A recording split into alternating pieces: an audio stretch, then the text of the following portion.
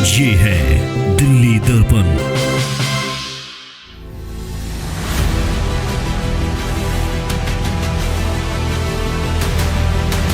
किया जाएगा आने वाली 19 तारीख को, और इसमें जो है इसकी कुल क्षमता 1300 से ज़्यादा लोगों की है। इसमें यानी कि 1300 से अधिक लोग जो हैं एक बार इस बिल्डिंग में इकट्ठे हो सकते हैं, आ सकते हैं। बता दिए 300 कमरे हैं, इसके अलावा 5 बेड का अस्पताल और हनुमान मंदिर भी इसके अंदर मौजूद है।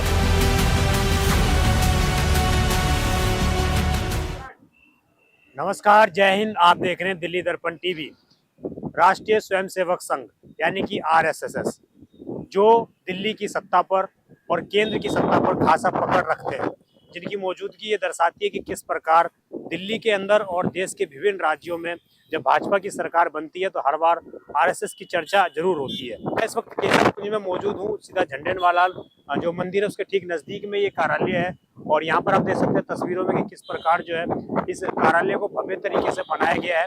1939 में बताया गया था कि इस कार्यालय में पहला जो एक बिल्डिंग थी वो बनी हुई थी, परंतु उसके बाद धीरे धीरे 2016 में इसका शिलान्यास किया गया, और अब 8 साल के बाद एक विशाल बिल्डिंग यहाँ पर बनकर तैयार, अत्याधुनिक बिल्डिंग जो है बनकर तैयार हो गई है। ऐसा भी बताया जा रहा है कि ये बिल्डिंग जो बनी है ये बीजेपी के मुख्यालय से भी भव्य है, और इसमें खासा राजस्थानी और गुजराती कलाकारी की नक्काशियों को उकेरा गया है। यहाँ पर जो ये बिल्डिंग बनाई गई है लगभग 300 कमरों की ये बिल्डिंग है, और ऊपर आप देख सकते हैं यहाँ पर जो है लगभग 150 करोड़ की लागत से बनाया गया। इसमें ये बताया गया है कि हर एक आरएसएस के कार्यकर्ता ने 5 रुपये से लेकर लगभग लाखों के रुपए संख्या में जो है यहाँ पर दान किया था इस कार्यालय को बनाने के लिए। इसकी खास बात यह है कि इस टावर का जो बनाए गए हैं 3 टावर, इसमें नाम रखे गए हैं। आपको मैं पहला टावर दिखाना चाहूँगा, विजुअल में आप देख रहे होंगे, जिसका नाम साधना बताया गया है, और दूसरा कार्यालय जो है उसका नाम प्रेरणा बताया गया है यहाँ पर। इसके अलावा जो तीसरा कार्यालय है उसका नाम अर्चना बताया गया है। इसमें लगभग पूरे 300 कमरे हैं, और इसके अलावा आवासीय परिसर भी हैं। जो प्रेरणा और अर्चना टावर के बीच में बड़ा खुला स्थान है इसके अंदर, और एक सुंदर लॉन। इसके अलावा आरएसएस के संस्थापक केशव बलीराम हेडगेवार जी की मूर्ति है, जिनके नाम पर ही इस पूरे जो ये परिसर है इसका नाम भी रखा हुआ है। लगभग 1939 में जो पहला यहाँ पर निर्माण कार्य किया गया था, उसके बाद 1980 के आसपास में दूसरे बिल्डिंग का निर्माण किया गया, और अब जो है यहाँ पर 2025 के अंदर इस नई बिल्डिंग का उद्घाटन किया जाएगा आने वाली 19 तारीख को। और इसमें जो है इसकी कुल क्षमता 1300 से ज़्यादा लोगों की है। इसमें यानी कि 1300 से अधिक लोग जो हैं एक बार इस बिल्डिंग में इकट्ठे हो सकते हैं, आ सकते हैं, लोगों की बातें सुन सकते हैं, तमाम चीज़ें हैं कहीं ना कहीं। और इस भवन की एक बात और है, मैं कहूँगा जरा खिड़की की तरफ दिखाने का प्रयास करेंगे तो खिड़की जो है इस पूरे परिसर में लगभग 1000 ग्रेनाइट फ्रेम यहाँ पर लगाए गए हैं, यानी कि अधिक से अधिक लकड़ी का यूज ना करके ग्रेनाइट का यूज यहाँ पर किया गया, जिसके माध्यम से ये दिखाने का प्रयास किया गया है कि लकड़ी को बढ़ावा देने की बजाय नई चीज़ों, नई टेक्नोलॉजी का उपयोग किया जाए। इस बिल्डिंग के अंदर जो पूरी 12 मंजिला की जो इमारत आप देख रहे होंगे तस्वीरों में, इसमें 3 टावर, जैसा कि मैंने आपको बता दिया, 300 कमरे हैं। इसके अलावा 5 बेड का अस्पताल और हनुमान मंदिर भी इसके अंदर मौजूद है।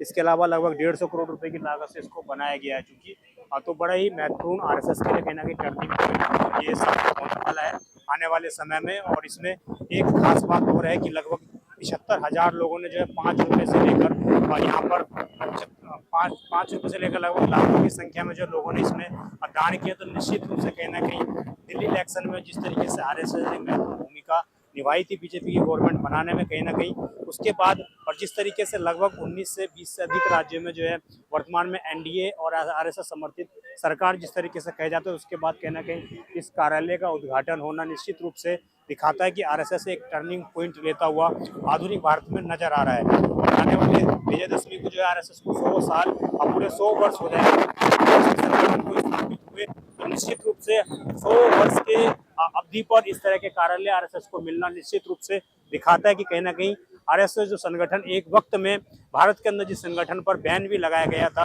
आखिरकार उसकी तस्वीर आज बदलती जा रही है और एक नया मुख्यालय आरएसएस को मिलने के लिए जा रहा है। सुरुचि प्रकाशन है, और सुरुचि प्रकाशन जो कहीं ना कहीं लंबे वक्त तक आरएस का जो मुख्य पत्र है उसका प्रकाशन करता रहा है, और इसी का जो है बिल्डिंग के नंबर जो प्रेरणा बिल्डिंग के नाम से है, उस बिल्डिंग में इसको स्थापित किया जाएगा। अभी हालांकि इसको यहाँ पर बनाया गया, जब कार्यालय टूटा था तो उसके बाद इसको यहाँ भी स्थापित किया गया था, परंतु तो अब आप देखें कि संघ की जो सूची प्रकाशन है, जहाँ से इसका सामना पत्र निकलता है, तमाम चीज़ें निकलती हैं, इसी में से जो है अब वहाँ पर ट्रांसफ़र किया जाएगा पुस्तकालय में। और ऐसा बताया गया है कि लगभग 8500 बुक जो हैं इस कार्यालय में मौजूद हैं।